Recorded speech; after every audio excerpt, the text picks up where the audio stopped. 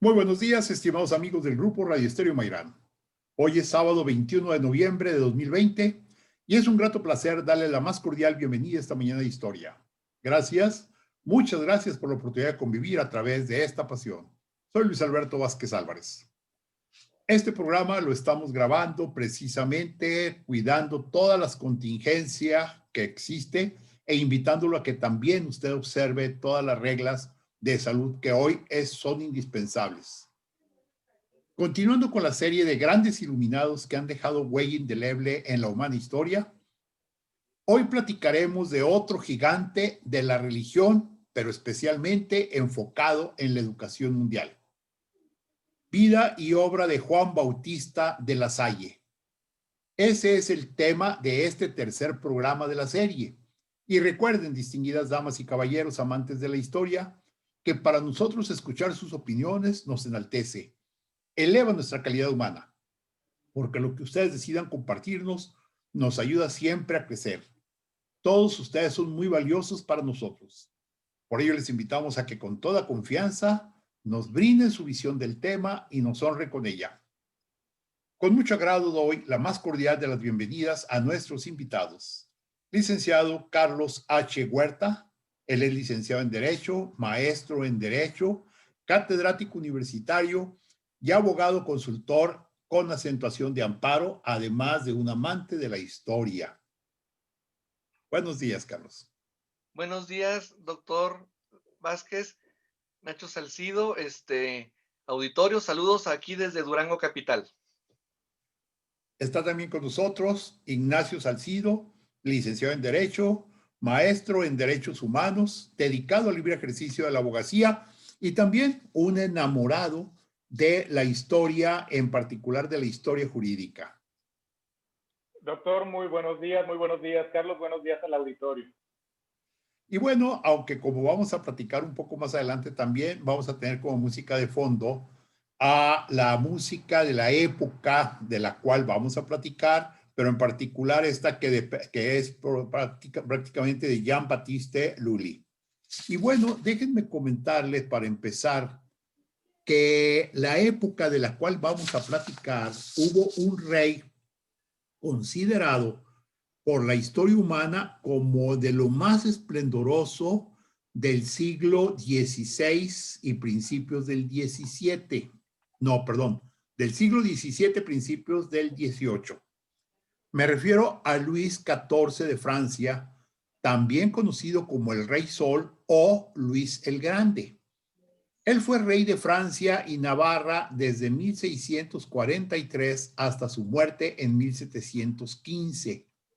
Llegó a la edad de 76 años, pero reinó por 72, debido a que cuando su padre falleció, él apenas tenía 5 años y ya para entonces se consideraba que, aunque no estaba en condiciones de gobernar, de cualquier manera ya era el rey, por lo que se le nombraba a una regente, que en este caso sería su madre, pero en realidad el auténtico regente de Francia fue el famoso cardenal que llenó la historia del mundo entero, que fue precisamente Mazarino, quien se encuentra pues como una persona fabulosa.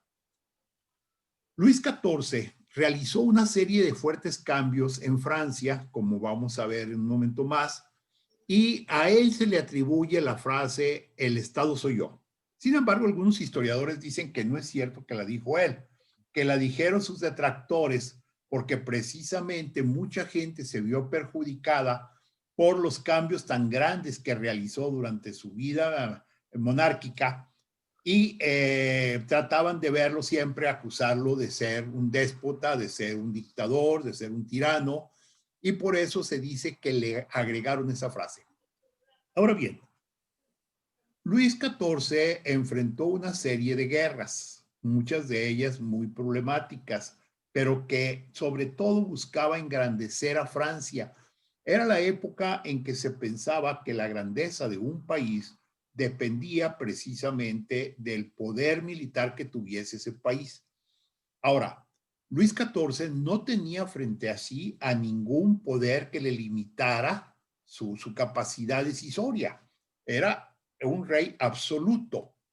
La frase, aunque no sea de él, el Estado soy yo, no queda tan fuera de lógica. Sin embargo, hay que destacar que dentro de las facetas que puede tener un rey como el rey Sol, Luis XIV, que pueden ser oscuras y pueden ser muy claras, se dice que fue un gran protector de las artes. Por ejemplo, el gran Molière, autor de obras de teatro, generalmente de carácter cómico, lo utilizó mucho para escribir sus obras. También sucedió lo mismo con Rossini. Y bueno, el músico Lully, que estamos escuchando precisamente como fondo a algunas de sus obras, fue muy protegido y fue ayudado. También hubo otros artistas que resultaron beneficiados y que por lo generalmente resaltaron su gloria, como Rigaud, así como arquitectos y escultores. Particularmente sobre estos vale la pena decir que fue un hecho maravilloso. Nada más déjenme decirles que también fue un promotor de la educación en grande, pero de eso nos van a platicar ahorita precisamente nuestros invitados. Yo solamente estoy haciendo una breve introducción. Tal vez dentro de lo más, ¿qué puede ser emblemático de Luis XIV? Fue la edificación del fastuoso Palacio de Versalles, a 27 kilómetros de París, fuera de la ciudad, que fue la culminación de una política artística muy grande, pero particularmente una cosa increíble. Imagínense ustedes que ese palacio tenía más de 100 hectáreas, de las cuales la inmensa mayoría eran jardines que estaban perfectamente cuidados. Tenía más de 1000 fuentes, pero en particular el palacio en sí tenía más de 400 habitaciones. Hasta ahí trasladó su corte en 1682 Luis XIV, para alejarse de, por un lado, por la insalubridad y por otro lado, de las intrigas de París. Y, a su vez, pues controlar más cercanamente a la nobleza. De esa forma tenía un control más absoluto. Este régimen absolutista y centralizado fue de tal manera respetado por los reyes de Europa que se consideró el prototipo de la monarquía absoluta de Europa. Hay que destacar que al principio de su gobierno destacó el cardenal Mazarino, uno de los hombres más inteligentes que se conoce en la historia de la humanidad.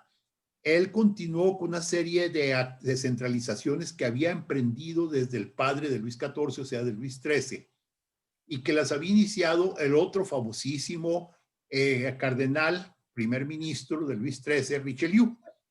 Y de esa manera aumentó el poder real a expensas de la nobleza, es decir, le redujo a las noblezas. Luis XIV se casó con la infanta de España, María Teresa de Austria, de la Casa de los Habsburgo, hija del rey Felipe IV de España y de la princesa Isabel de Francia, eran primos. Y bueno, pues esto ayudó mucho a que las relaciones entre España y Francia se acercaran. Eran aquellas famosas ocasiones en las que se hablaba de los pactos de familia, donde se evitaban tantas guerras, porque si bien es cierto, Francia y España se enfrentaron a infinidad de guerras. Ahora bien, el poder francés, bajo el mando de Luis XIV, aumentó enormemente en Europa, pero particularmente se extendió hacia las colonias en África, muy especialmente a las colonias americanas, y precisamente por él, hoy un gran estado de Norteamérica se llama la Luisiana. Bajo Luis XIV, los ingresos de la corona se triplicaron y en ese sentido muchos príncipes empezaron a copiar el sistema francés. Fíjense la cosa curiosa, Luis XIV creía que la única manera de mantener su poder era colocar plebeyos, o por lo menos miembros de la nueva aristocracia en los cargos importantes, para de esa manera quitar las viejas lacras, aquellos que habían intentado dominarlo, y él de esa forma controlaba todo.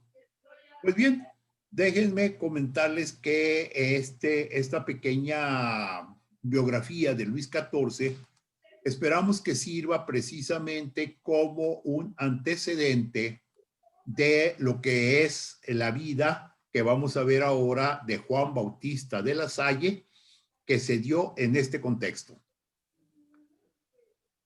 Adelante, Carlos. Gracias, doctor Vázquez. Nacho, estimable auditorio.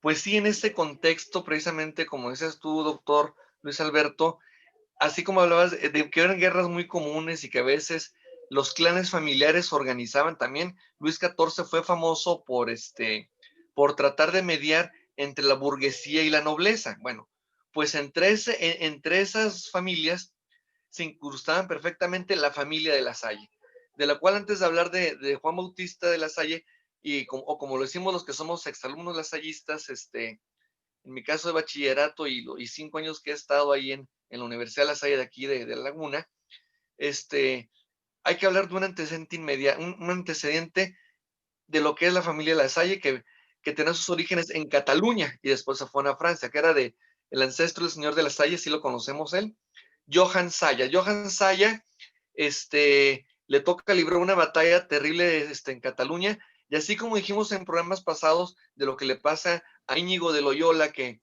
una bala de cañón más bien dicho, le roza una de las piernas, pues acá, pues no eran balas precisamente, eran catapultas, porque estamos hablando del año 1200 más o menos, en las cruzadas, le toca que tumben un muro precisamente donde estaba Johan Saya precisamente defendiendo pues el sitio, y le caen piedras y le destrozan las piernas. Entonces, es muy común, los que somos de escuela lasallista, lo vemos en el escudo, que para la versión acá, en video, pues lo van a entender muy bien, lo que son los chevrones, que es lo que está formado el escudo lasallista, que son piernas truncas del señor Johan Lasalla. Entonces, Johan Lasalla se queda así, un rey, no me acuerdo cómo se llamaba, creo que se llamaba Alfonso, para honrar a la familia, ponen el escudo, aparte de los blasones que les da de honor por esa defensa épica, pone esos chevrones.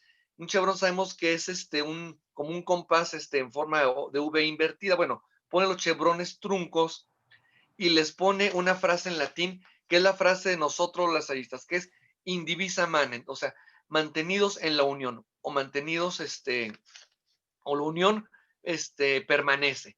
Entonces, fue un ejemplo que fue trascendiendo a toda esta familia de nobles, de estar siempre en torno a la unidad familiar. Entonces, y de ahí viene entonces este personaje, Juan Bautista de la Salle, que nace un 30 de abril del año 1651 en Reims, Francia. Y por cierto, voy a hacer un pequeño paréntesis. Y debido a la influencia del lasallismo en México, porque en México llegan en 1905, se entrevistan con un ministro de Educación que casualmente se había instruido ahí en Francia, es por ellos por lo que le debemos la fiesta del Día del Niño. El 30 de abril que nació el señor de la Salle, se festeja el Día del Niño. Entonces, y ya después cuando fue canonizado como patrono de todos los maestros y todos los estudiantes, celebramos en México el 15 de mayo el Día del Maestro. Son muchos detalles que ahorita voy a ir abundando. Bueno, entonces, en cuanto a la Salle en México, pero vámonos a la época de Francia. Juan Bautista de la Salle pertenecía a la nobleza. Su padre, Luis de la Salle, era precisamente un magistrado de la corte del rey, una ascendencia, un influentismo increíblemente. Y por el lado, y su esposa, la señora Nicolette Moen, nos disculpe mi pronunciación francesa, que no es muy, muy buena, que también venía de una familia muy, muy acomodada, pues le inculcan al pequeño Juan Bautista desde muy jovencito, pues, no tanto la religión, sino simplemente el fervor, la devoción a la vida católica, a la vida cristiana. Y tan es así que, como decía ahorita el doctor Vázquez Álvarez, de la influencia de las familias poderosas para concertar acuerdos de paz, arreglarme matrimonios así entre futuros monarcas, pues empiezan a arreglar que la vida de Juan Bautista se diera por el lado religioso. Su padre quería que fuera magistrado como él, pero fíjense que cosa increíble. A los 11 años, siendo muy pequeñito, entra al lo que podemos decir que es el seminario y recibe la tonsura. ¿Qué es la tonsura? Bueno, tiene dos significados. En tiempos ya de 300 años más atrás, es la corona que se hace en la cabeza de los varones, a rape, para quedarse como estaban los dominicos, los franciscanos, los agustinos. Eso se llamaba la tonsura. No hay datos que tengamos del señor de la Salle con ese corte tan peculiar en su cabello, pero también la tonsura significaba, como quien dice, el noviciado para iniciar una vocación religiosa. Entonces, la recibe a los 11 años, muy pequeñito, le dan el grado de canónigo a los 15, y allí es donde empieza pues a disfrutar mucho de las mieles del poder. Hijo de padre poderoso, de madre de burguesa muy influyente, pero resulta que él se va por el lado más religioso, entonces, pero sabe aprovechar su calidad de canónigo. De ahí la palabra canonjías. ¿Qué era canonjías? Eran privilegios porque recibía un sueldo de la iglesia, del Vaticano, podemos decirlo. Te acuerdas de que la iglesia poderosísima de aquellos años tenía a su cargo lo que era la administración de hospitales, el registro civil, el servicio de panteones, el servicio educativo, preferentemente. Entonces, de alguna manera le hacía generar algunos ingresos bastante importantes, aparte de que venía de familia de abolengo. Pero Excelente, resulta que, Carlos. ¿Te parece bien si hacemos un pequeño corte y continuamos en un claro que momento sí, más para hacer una pausa? sí, Gracias. Xavier. Vamos a la pausa y continuamos. Regresamos a Diálogos con la Historia. Estamos platicando de la vida y obra de Juan Bautista de la Salle. Están con nosotros Ignacio Salcido, licenciado en Derecho, maestro en Derechos Humanos, amante de la historia. Carlos Huerta, licenciado en Derecho, maestro en Derecho, catedrático universitario, con acentuación en Amparo y también amante de la historia. Y bueno, Carlos, nos estabas platicando, nos estabas comentando de Juan Bautista Lasalle, detalles muy interesantes y hasta anécdotas. Adelante, por favor. Sí, quiero hacer una aclaración porque mucha gente a veces confunde. A los lasallistas se nos dicen así, lasallistas y también lasalianos. No confundir con los salesianos, que esos fueron fundados mucho después y en el siglo XIX. Entonces, bueno, aclarar este punto, somos lasallistas o lasalianos. Bueno, pues el señor de la Salle le toca vivir una tragedia tremenda entre los años de 1671 y 1672. Aunque estaba ya era canónigo, y estaba con sus estudios de teología, porque muchos pueden ser sacerdotes canónigos, pero no todos ser doctores en teología, que era un rango así supremo, como decir acá con los abogados, un doctorado en derecho. Entonces, ¿por qué se interrumpe? Porque se mueren sus padres. Se muere Luis de la Salle, su señor padre, y se muere su madre, doña Nicolasa Moet, casi un año después. Y una comparativo con Loyola, así como Loyola era también noble y perdió a su madre muy pequeño, y Loyola era el menor. Bueno, aquí al contrario, Juan Bautista, el señor de la Salle, era el mayor, y era el mayor de 11, entonces tuvo que ingeniarse entre administrar la herencia que le dejó su señor padre de la magistratura y de la notaría, y el peculio que le dejó también su señora madre, para mantener a sus 11 hermanos más pequeños. Entonces, ya después, hasta unos 8 años después, 1678, cuando él recibe su canon de doctor en derecho, perdón, en teología, perdón, y empieza a preocuparse pues un poco más por los otros. Volviendo al contexto histórico que nos decía el doctor Luis Alberto, era una Francia también muy convulsionada, había, pues no tanto pandemias, pero había pestes, había pobreza, había muchas hambrunas en muchas regiones, y el pequeño pueblo de Reims, pues no estaba ajeno a esa situación. Entonces, él conoce a un educador llamado Adrien Niel, con la idea de establecer escuelas. Entonces, resulta que André Niel llega con una carta de una tía de él. Les digo, lo malo acá en Europa es que los apellidos se pierden. Yo no sé si era tía Moet o tía de la Salle, porque utilizaba el nombre de casada, pero sí los escudos y los blasones lasallistas, eh, y lo busca pidiéndole el apoyo económico. Y le da el apoyo económico en principio, después, pero desde el principio el apoyo moral. Y empieza a buscar, empieza, como decimos, no hay que tenerle miedo a esta palabra, a cabildear, pues con la élite del poder y demás, con otras órdenes religiosas de monjas, y dice, no, es que estamos ocupados con los hospitales, estamos ocupados, entonces toma una decisión tremenda, y así como Loyola dice, no, yo renuncio a mis canonjías, renuncio a ser canónigo, y el primer problema que tiene es con su propia familia. Un tío paterno también de apellido de la Salle, que por cierto era muy ascendiente a la corte de Luis XIV, le dice, ¿qué te pasa, Juan Bautista? ¿Enloqueciste o qué?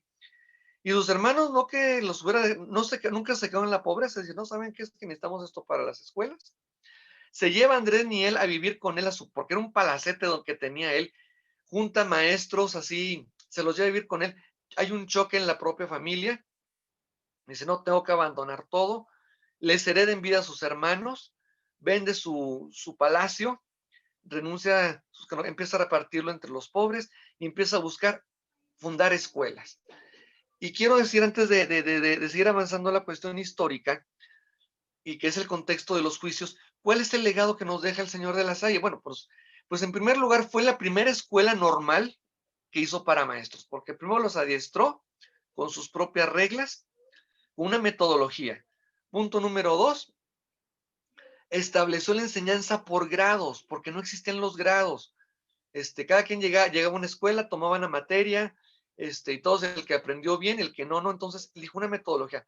Del primero al sexto de primaria, él innova la educación secundaria, que por cierto, doctor Álvarez, está tentador hacerlo un programa sobre José Vasconcelos, porque José Vasconcelos es el que trae la educación secundaria a México, inspirada en este modelo asaísta cuando estuvo él de viaje por Europa. Pero bueno, entonces establece los grados, establece esa normal, establece un libro sobre los buenos modales que todavía siguen persistiendo, así como los ejercicios espirituales de Loyola, pues aquí fue precisamente las reglas, las reglas de buena educación, de etiqueta, establece los turnos diurno y vespertino, establece por primera vez lo que hoy conocemos en la pastoral penitenciaria en las cárceles, pero en escuelas, en cárceles para adolescentes y menores, darles clases ahí para lo que hoy conocemos como una posterior reinserción social o readaptación en la sociedad. Entonces, fue una persona muy visionaria,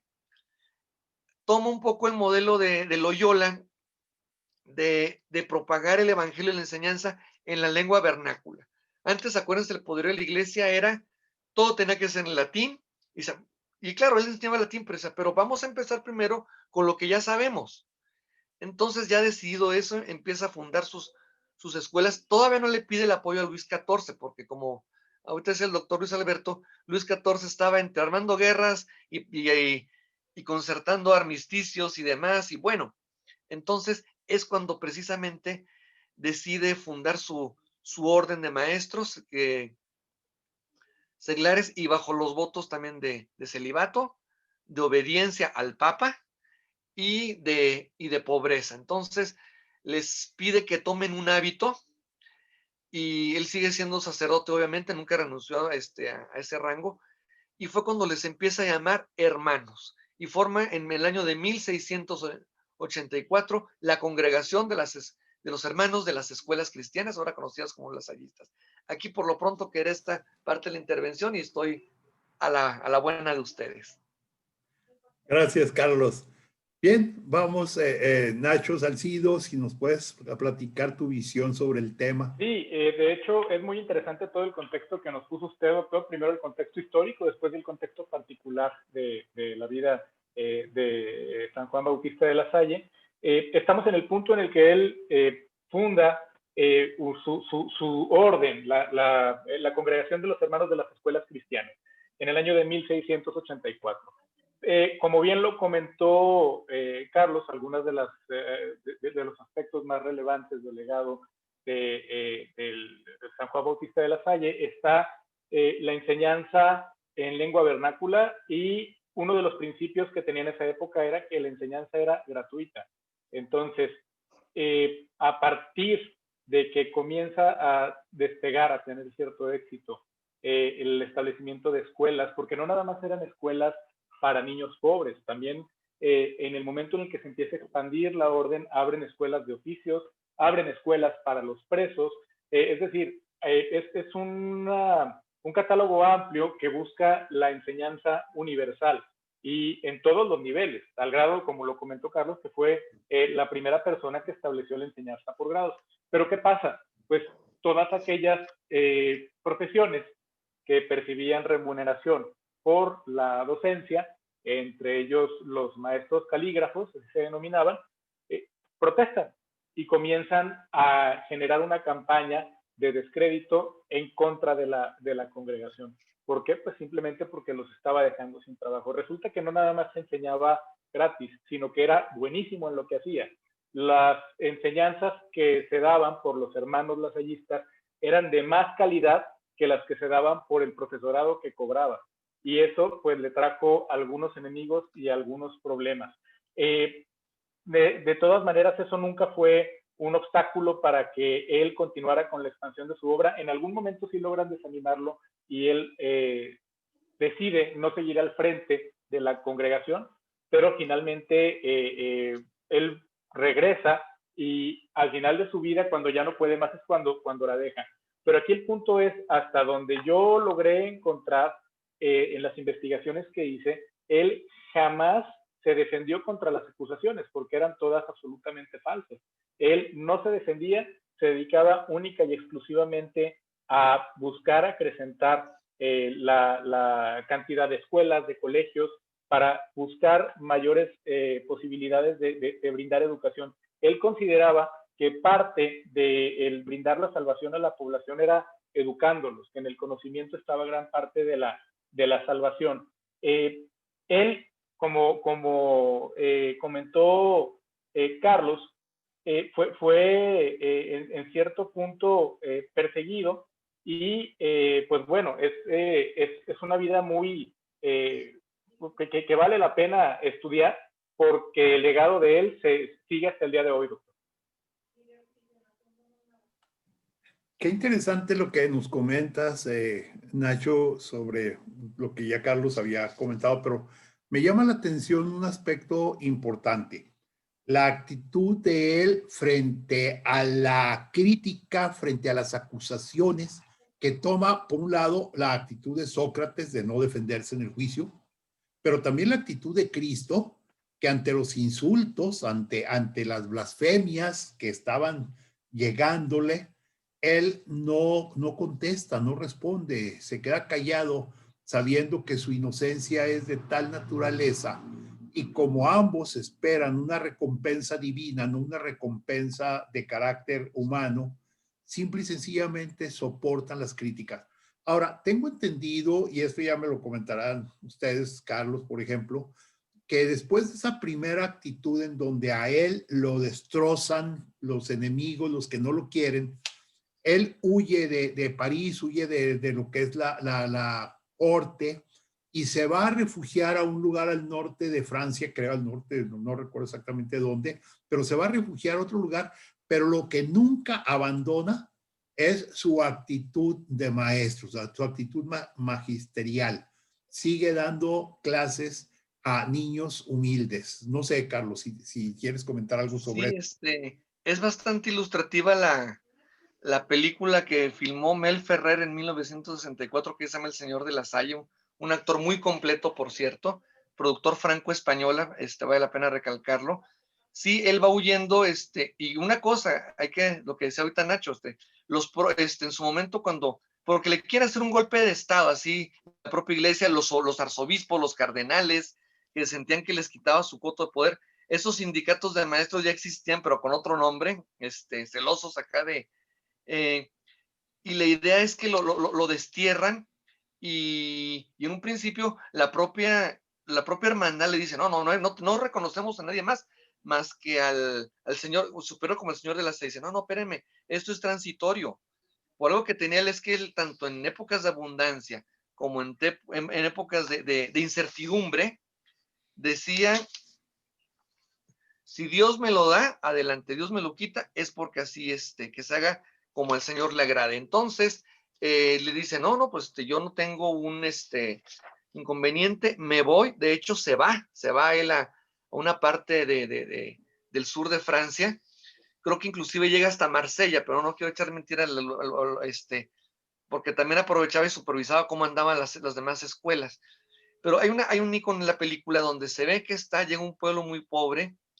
¿Dónde está la escuela? No hay problema. Y en una pared, utilizando una tiza de carbón, se pone a dar clases de gramática y de matemáticas. Entonces se ve el mural así como ahora vemos a los grafiteros y demás. Ahí estaba el señor de la Salle, pero iban de incógnito, porque no quería que se enteraran que se trataba de él, no tanto que le tuviera la muerte, porque también había asaltantes, había muchos, los cosacos, rebeldes, era como el equivalente, no sé, a las organizaciones criminales o terroristas de aquella época. Y acuérdense el resentimiento que había hacia la burguesía, hacia los canónigos. Entonces, corría su vida también igual peligro. Entonces, le sucede esa situación, vuelve otra vez a retomar el liderazgo de la congregación, cuando precisamente uno de los obispos dice, caray, ya quisiera ver las demás congregaciones, pues de franciscanos, de dominicos y demás, tan unidos como están los lasallistas, o sea, con una lealtad increíble. Entonces, y por el prestigio que él tenía, como que también dudaban mucho en ser un poco más severo con él. E inclusive en uno de esos juicios que le hacen, le dispensan la pena de prisión o el proceso penal por el hecho de pertenecer al estado eclesiástico. Entonces, vamos a decir que ese fuera eclesiástico le abona, pero él en lo que está documentado dijo, no, yo me resisto a tener un defensor particular o de oficio que me represente. La verdad tiene que salir. Y, y luego lo más curioso es que me hace acordarme de un capítulo que vemos en la clase de formación de valores, en un capítulo que se llamaba Los Judas de la sociedad mexicana, o sea, cómo los malos ciudadanos son los que nos van traicionando poco a poco. Entonces acá tenía sus propios Judas entre sus propios hermanos o gente a la que le pidió apoyo que de repente se le echaron para atrás. No, yo nunca te presté esta casa para que instalaras tu escuela, yo nunca quedé que te iban a dar un crédito para esto, envolviste a mi hijo, envolviste a mi gente. Y como dijo ahorita Ignacio, era una escuela, y esa es la mística de los lasallistas, para todos. Excelente. Había Muy bien. gente tanto de diversos estratos sociales, perdón. Perdón porque te interrumpí. Pero vamos a hacer una breve pausa y continuamos, Carlos. Continuamos platicando ahorita. Vamos a la pausa. Regresamos a Diálogos con la Historia. Continuamos con la vida y obra de Juan Bautista de la Salle. Están con nosotros Carlos H. Huerta, licenciado en Derecho, maestro en Derecho, catedrático universitario, abogado consultor con acentuación de amparo. A Ignacio Salcido, licenciado en Derecho, maestro en Derechos Humanos, dedicado al libre ejercicio de la abogacía, ambos amantes de la historia y en particular de lo que sería la historia jurídica. Nacho, nos ibas a comentar después de, o más bien en ese exilio que nos comentaba ahorita Carlos, donde Juan Bautista de la Salle enseña a niños pobres, incluso usando las paredes de una casa como si fuesen un pizarrón. Hoy hablaríamos de un pintarrón, a lo mejor hasta de una cosa electrónica. Nos ibas a comentar qué pasó en esos momentos. Así es. De hecho, bueno, como comentaba acertadamente Carlos, de la Salle se autoexilia porque él siente que es el motivo de todas las persecuciones que se hicieron en contra de la orden. Y él llega a una comunidad de sacerdotes en San Nicolás Chardonnet, en donde tiene tiempo para orar. Los hermanos le piden que regrese a presidir la orden y él, pues, en respeto al voto de obediencia de la orden que él mismo fundó, decide regresar. En 1717, en San John se reúnen los hermanos para llevar el primer capítulo general en el que se elige al superior que va a suceder a De la Salle y para que sea el continuador de su obra. Pero para estas alturas, San Juan Bautista de la Salle ya estaba físicamente muy desgastado. Tenía dolores reumáticos tremendos y los dolores reumáticos lo habían llevado a tener algunos accidentes. Uno de ellos fue un golpe en la cabeza y en 1719 ya queda prácticamente imposibilitado para oficiar misa. Sin embargo, en la víspera de San José, que es el patrono elegido del instituto, los dolores cesan, pero inmediatamente después llegan. El lunes santo de ese mismo año dicta su testamento, el jueves santo recibe el sacramento de la extremunción, cae en agonía y él muere el 7 de abril de 1719. Hay un episodio que Carlos nos quiere comentar acerca de un encuentro que tuvo San Juan Bautista de la Salle con Luis XIV. Me ha resultado muy interesante porque yo no encontré referencia bibliográfica sobre ese tema, investigué muchos textos y me parecería muy interesante que nos lo comentaras, Carlos. Sí, gracias, Nacho. Pues en medio de esas controversias y polémicas, y zancadillas y puñaladas por la espalda, pues el señor de la Salle siempre se mantuvo muy firme, pero llegó un momento en que la propia nobleza, de sus amigos de la nobleza, pues inciden en el ánimo de Luis XIV y le consigue una audiencia, porque imagínense, es como por ejemplo ahorita los litigantes para tener cita para ir a los juzgados, pues hagan de cuenta ahí, llegar a Versalles, no olvídense, era un asunto de élite. Entonces llega el señor de la Salle y le pide el obispo, dame evidencia. Entonces la evidencia es que lleva precisamente alumnos de todos los estratos sociales con su libro que les dije, de los buenos modales, de las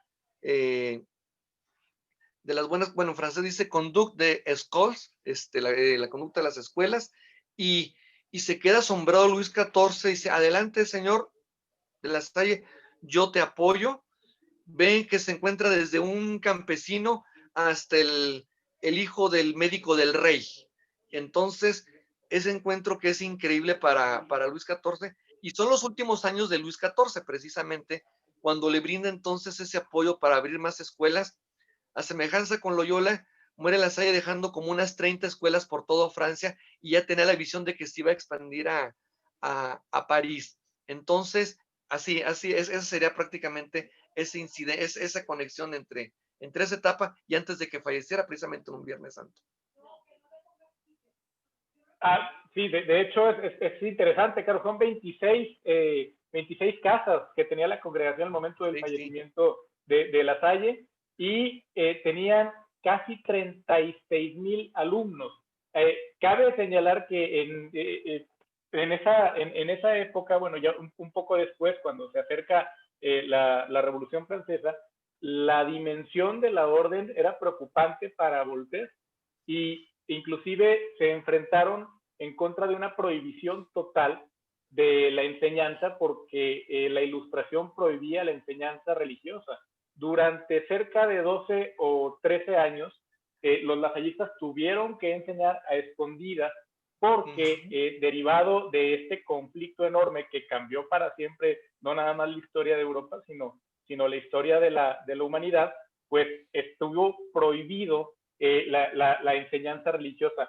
Cabe señalar que inclusive hubo miembros de la orden que fueron guillotinados.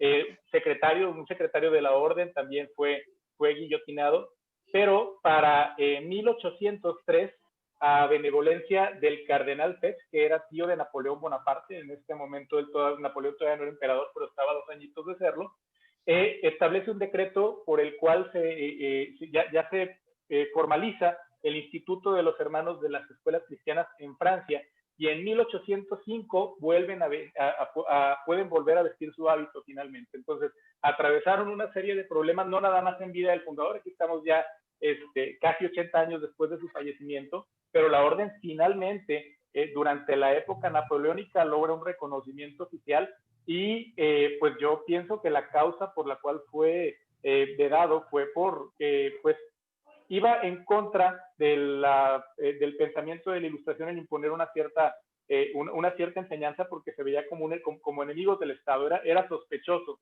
todo lo que estuviera de mano de la Iglesia, porque lo que se buscaba era incorporarla del Estado, ¿no? Parece paradójico lo que estás comentando, Nacho Salcido, en el sentido de que entonces la educación sufrió una serie de ataques. Nos decía Carlos hace un rato, anteriormente, que los ataques habían llegado por el lado primero de los conservadores de la iglesia que no querían que se dieran las clases en francés, por decirlo así, para ser más exacto, sino que siguieran dándose en latín. Y hubo que luchar contra la propia gente de donde estaba Juan Bautista La Salle tratando de convencerlos para darle educación.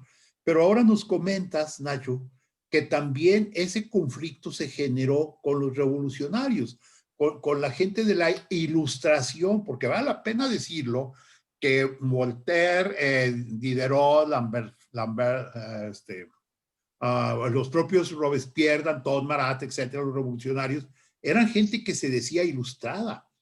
Era gente que también Montesquieu, doctor, Montesquieu, Montesquieu, Rousseau, sí, todos ellos eran gente, pero D'Alembert, tenían ese celo contra la orden.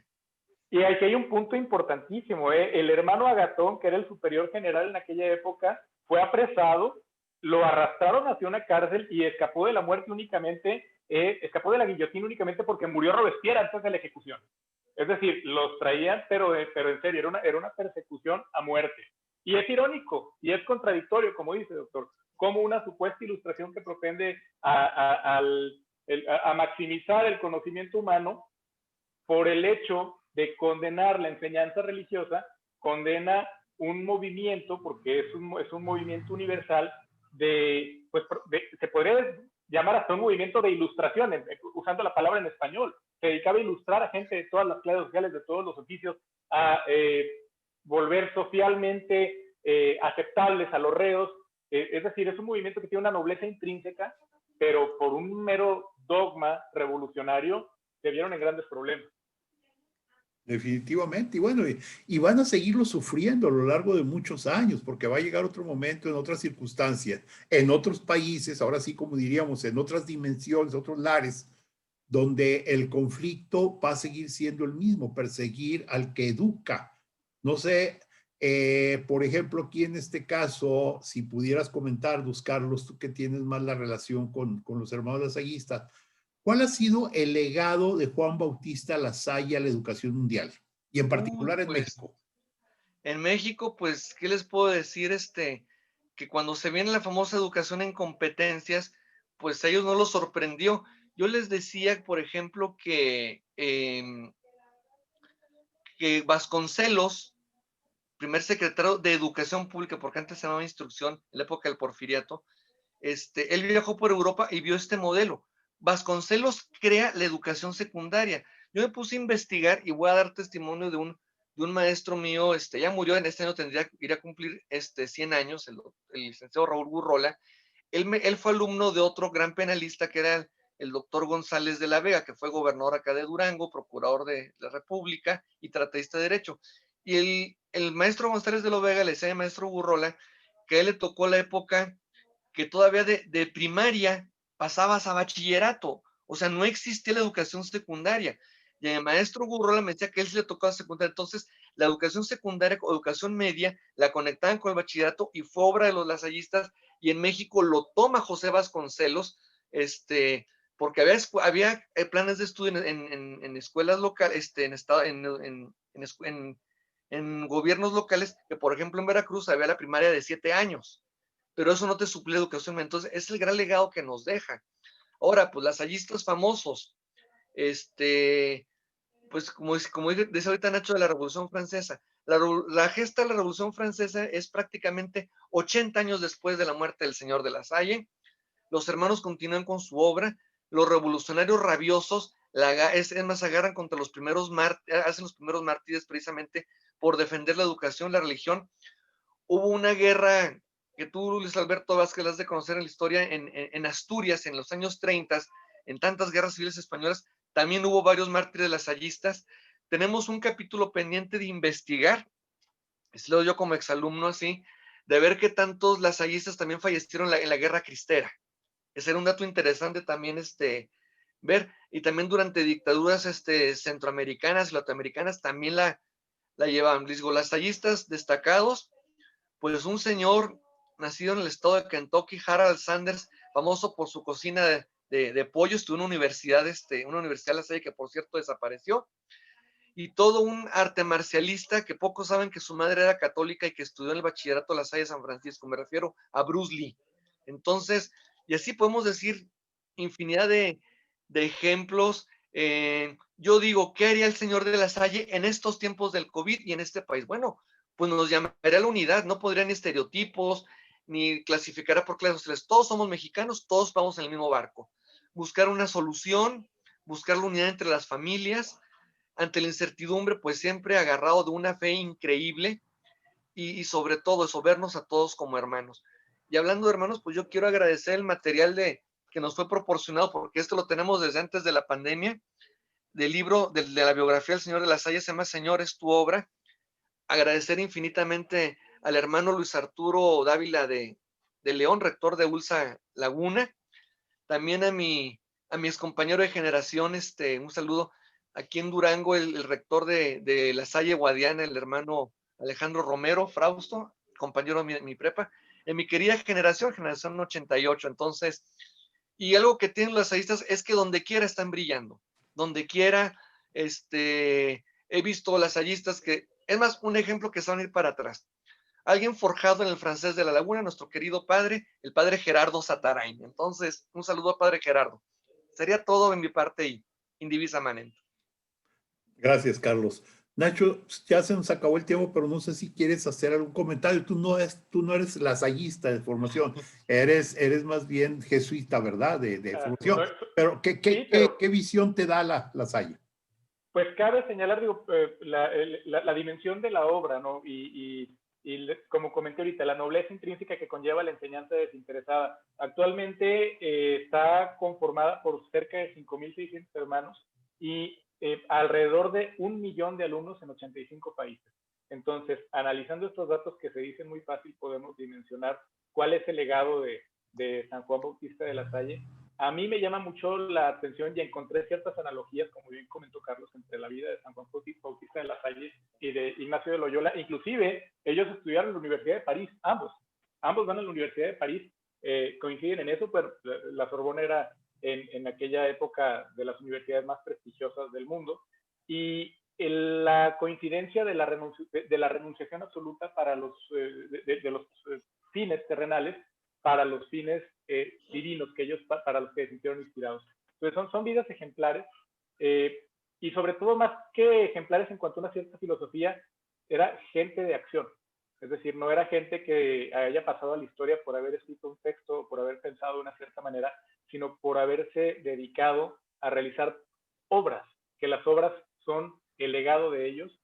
Y en ambos casos, tanto en el caso de San Juan Bautista de la Salle como de Ignacio de Loyola, la obra de ambos pervive al día de hoy y no es poca cosa. La de Ignacio de Loyola pues lleva ya alrededor de 500 años, la de San Juan Bautista de la Salle cerca de 400, y eso pues es un mérito tremendo, ¿no?